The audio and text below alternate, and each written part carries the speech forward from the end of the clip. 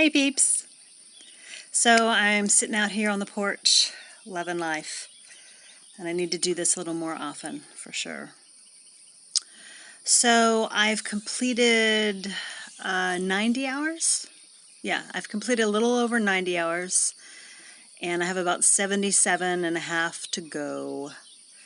So I'm fasting through Monday till around 3, and that'll make a 7-day water fast.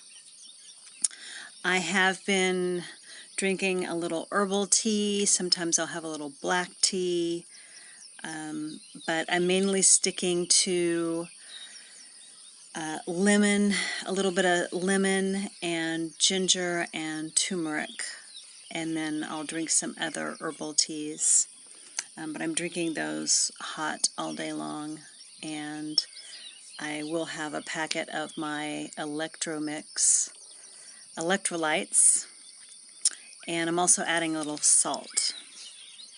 So I'm definitely, this time around, the fast is, there's just a lot of shifts going on within me, physically, emotionally, mentally, spiritually. And so this fast is different than the fast that I did on March 27th for 5 days. I broke the fast on day 6 because I just couldn't stop being hungry. And I'm still, that's the thing that's perturbing me. I mean, it's not like driving me crazy. I'm not like, the last time I was so freaking hungry, it just drove me crazy. It was distracting and I couldn't handle it. This time around, I'm not as hungry, but I'm still getting like little hunger pains. I mean, they pass in a couple minutes, so it's nothing, nothing too detrimental, but it's still like a little irritating because, all the literature says I should not be hungry anymore.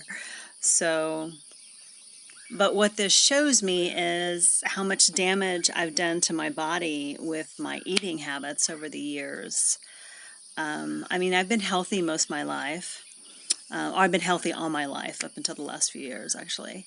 And I've always been athletic and exercised, and I normally am eating healthy. It's probably like half and half. I mean, I have a history of bulimia, anorexia, binge eating, sugar addiction, blah, blah, blah. So what it's shown me, and after all the research I've done, is, some people go into ketosis really easily, and that's when your body shifts from burning glucose from the food you've eaten to fat burning, and your body's using ketones for energy. So that shift is not as quick for me as it is for other people.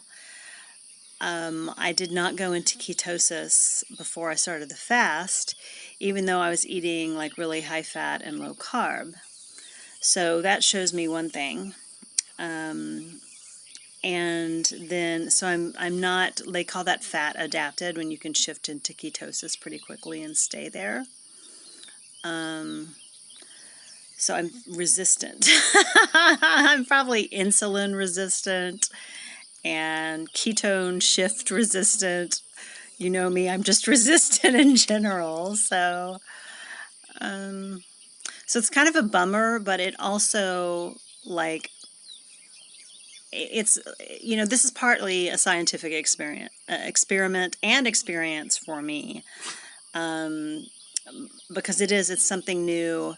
And even though I've fasted before, I've juice fasted, so that makes you hungry all the time because you're having a constant insulin release, which triggers the hunger hormones, and they're finally realizing that, your weight gain and hunger and obesity and diabetes, it's all, I mean, they've known it's diet related, but it's hormone. It's caused by hormones and not by like the number of calories you take in. So, I feel kind of a little bummed that I'm, it's going to take me a little bit longer. Like the first fast I did back on the 27th, so a little, almost less than 4 weeks ago, about 3 weeks ago, like I could tell I was losing weight within like 2 days. I could just feel my body getting smaller and smaller. But this time around,